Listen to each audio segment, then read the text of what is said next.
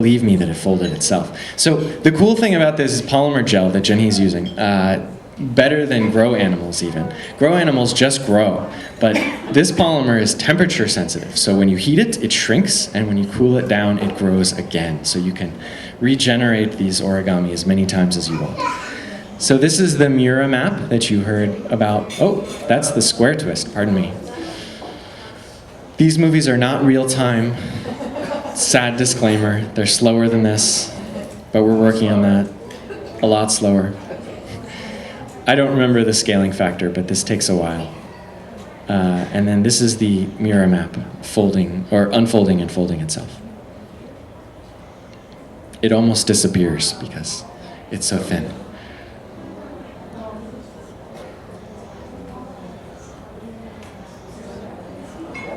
All right, so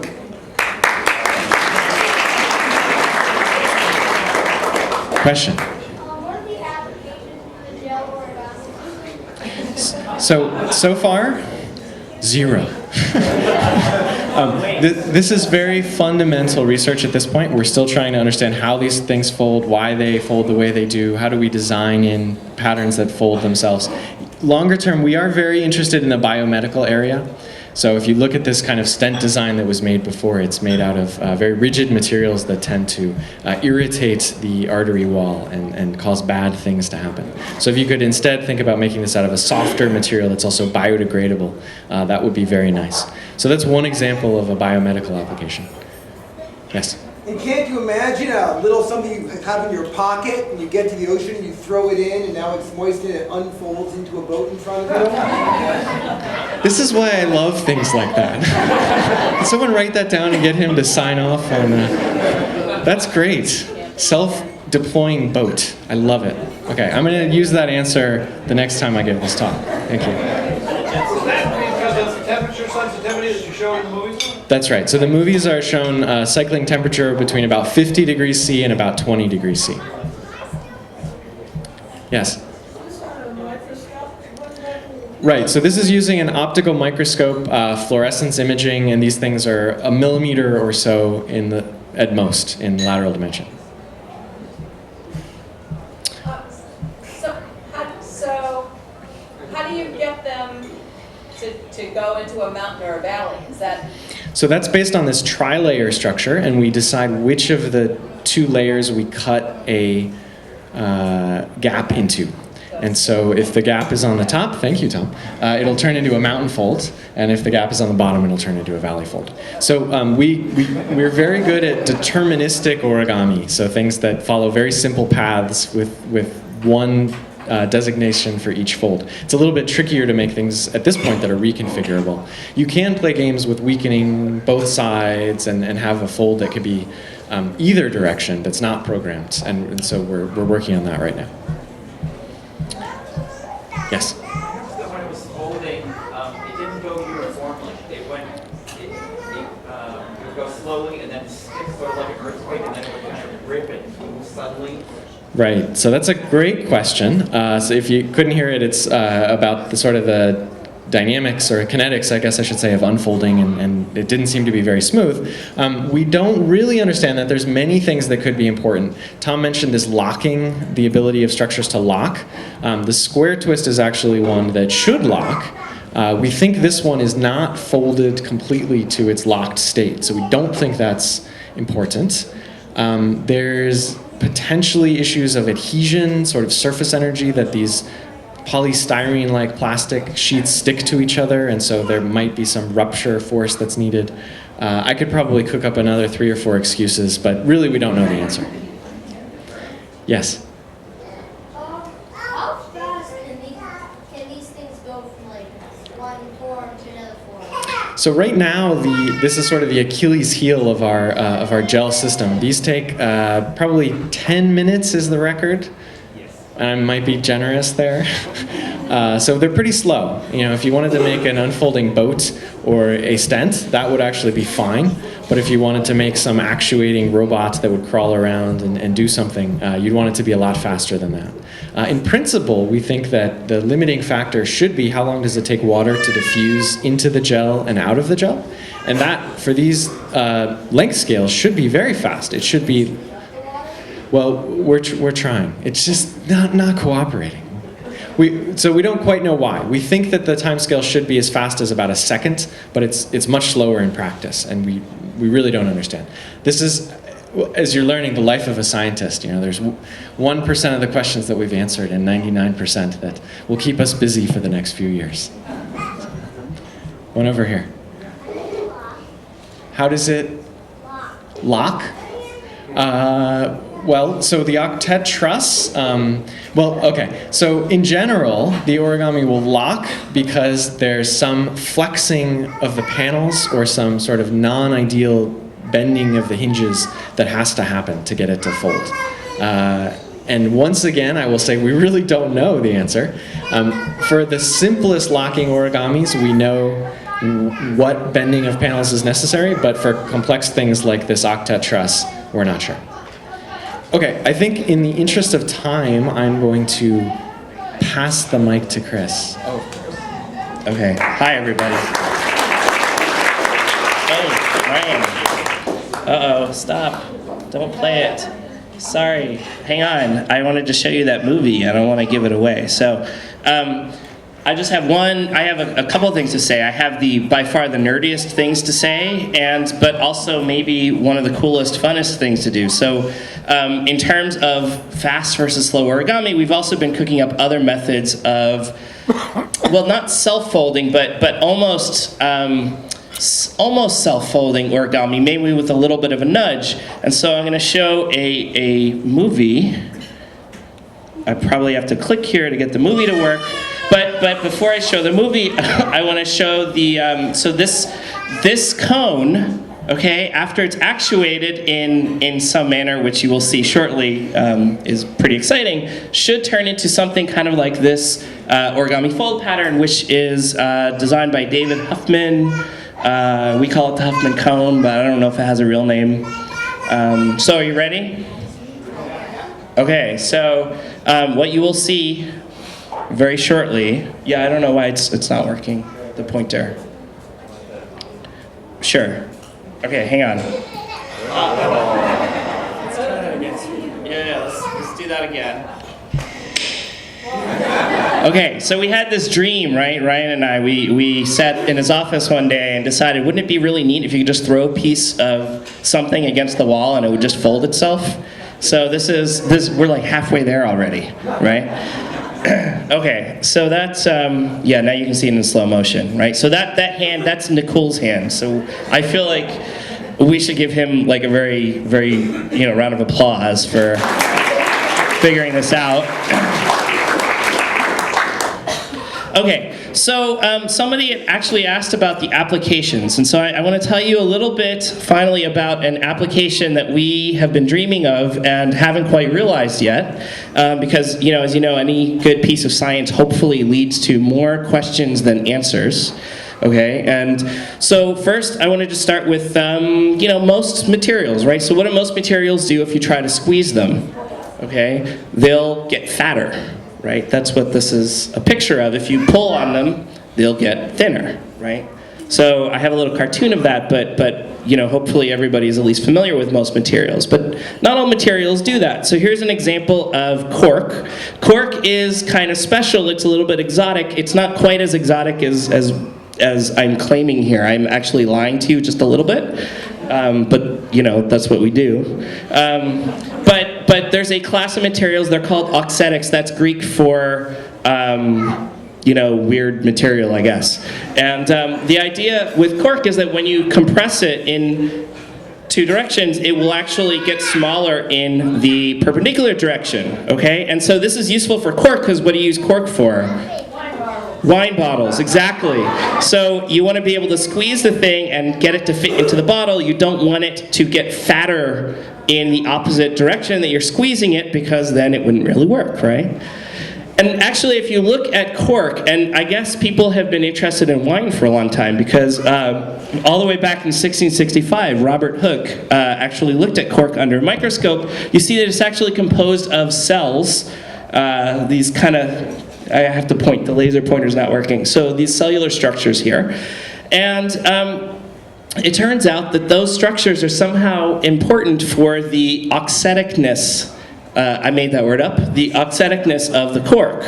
Okay, and in fact, people have been able to use the principle of building these cells to design structures that are oxidic on purpose. This is about a 0.3 millimeter wide hunk of something that people have constructed with some very complicated procedure. It took a really long time, okay? But basically, this material is designed so that when you compress along two of the directions, these struts here will actually buckle and it will compress in all directions simultaneously. It turns out there's also this toy. So the funny thing about what we do is that you can often go to a toy store and figure out that somebody's already figured it out.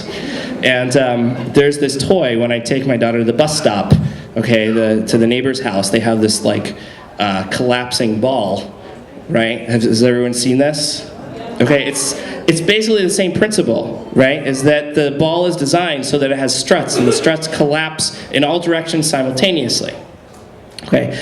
Well, it turns out that origami has very similar properties, and in fact, it's got enough similar. It's wacky enough that you can pull on the clock and make the bird come out, right? If you remember from Tom early on with the Robert Lang's clock, cuckoo clock. And in fact, it turns out that origami generically has a lot of weird properties. So this is one of the applications we hope to be able to do, is to basically use these self-folding origami structures to make new kinds of materials with extremely exotic properties. So here's an example of a Nira map, which you might remember, remember from previous slides. And this mirror map is in a machine that was designed by Jesse Silverberg at Cornell. And what we're going to do is compress the mirror map, and you can see that I've surrounded it with a red box. Okay, so that red box just marks out the original size of the material. And what I want to see when the movie starts, there we go, is that as we compress it is, of course, compressing in all directions simultaneously. And the amount that it actually compresses in this direction depends a lot on the actual fold pattern. And this is something we're trying to figure out. And the question is, can we design a fold pattern to make any kind of mechanical properties we want? And if we can Zhenhe make it, okay, in the polymer gel? So that is the ultimate goal, right? This is the thing we promised we would do. We have 2 more years, so, we don't know how to do it yet. Yeah? So what you're saying is that you can get things like you can just squeeze and put in your pocket, then you can just like hit them or something, and then they pop back up to what they used to be? Yeah, sure. That's pretty useful. I would think so. Yeah. So no, I would think so. I think that that's basically the idea. I think the other application that I've heard is to make transformers, and by transformers I mean the thing that all the kids are thinking about right now, not the thing that all the adults are thinking about probably. So if you wanted to design, say, a robot that turns into a car, or actually if you're at the right age, a suitcase that turns into a spaceship or something, if you're the Jetsons, if you're into that. Origami might be actually a way to go, and so this is partly what we're trying to do, is to make the Jetsons, okay, a reality, so. More questions? Okay. Bring it on. So, do you ever work from a printed design and fold from there, or is that not legal in origami? That sounds like for you. So the question is, do we ever start with a printed design and then fold that? So by printed, do you mean like laser printed or something like that, or? The fold pattern, like for the octagon truss. You have a fold pattern that you fold along, or it's not as evenly symmetrical as simple origami that. Oh, I see. Yeah. So So the question is, how do we actually fold these complicated things? Like, do we, like, how do we get the pattern into the paper? I think, and yeah, the easy way to cheat is to like take a piece of nice paper and feed it through a laser printer and print all the creases and then just score it. Or an even better way to cheat, and we've actually been doing some of this, is to take a piece of paper and put it into a laser cutter where the laser has been set on its lowest setting, so it doesn't actually tear the paper or rip the paper, it instead scores it. Then you can make a computer put all the creases in for you, and then you just have to fold it. But that, you know, and that's perfectly legitimate. And there are people who make origami artwork that way. But usually you don't have to. There are ways you can take a complicated crease pattern and find all the creases yourself, just with your own hands. And it just is hard. So it's a scale of hardness. If you're a purist, you want to use only your hands as a tool. And usually there's a way to do that. But some people just want to do it fast, and so they'll use a laser cutter or a printer or whatever. Yes? How many the origami folds have you learned by memory? Like, have you do? So the question is, how many of these origami models have I memorized, basically? I've been doing origami since I was 8 years old. I've written two origami books, one origami kind of textbook, and written a bunch of articles about it. I've been teaching origami for a long, long time. I probably have something like 50 models memorized. But that includes the ones that I've invented myself. So it's not, but I don't know. To me, whenever I teach something, if I go to an origami convention and I teach a model, then I'll have it memorized for life. Whenever I teach something, I really know it. Like, you know, but everyone does things like that differently. Yes, way in the back. Are there any sort of conjectures out there that are, you know, mathematicians and origami artists are trying to work on right now to improve? Like unproven conjectures at this point? Yeah. So the question is, are there any open questions in origami, math in particular, right? Yeah, sure. We're working on some of them.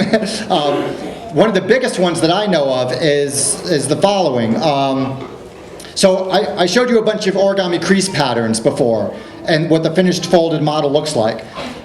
One big problem is, hey, if I just took a piece of paper and drew a bunch of crease lines on it, how do I know that that'll fold into something flat? Like, is there a neat, nice, easy way to look at a crease pattern and know that it's going to fold flat and this is what it's going to look like? No one's been able to completely solve that problem in a satisfying way yet. That's like one of the big holy grails. People have cut out small pieces of that problem. People have used computers to, you know, do certain subclasses of crease patterns, but no one's really come up with the full way of saying, no, that won't fold, but this one will, and that kind of stuff. So that's the biggest one. I don't know, do you guys have anything else you want to? Because all sorts of other problems. What? Was that an offer for actually? Oh, I don't know. Do you want to help? Over here, yeah? Talk a little bit about how cool the origami conventions are. The command here is to talk about how cool origami conventions are. They are really cool. And if you're not afraid of New York City and you're free on whatever the weekend of like around June 28th is, I highly recommend it. It's 600 paper folders getting together from around the world in New York City at the Fashion Institute of Technology for a Friday night, Saturday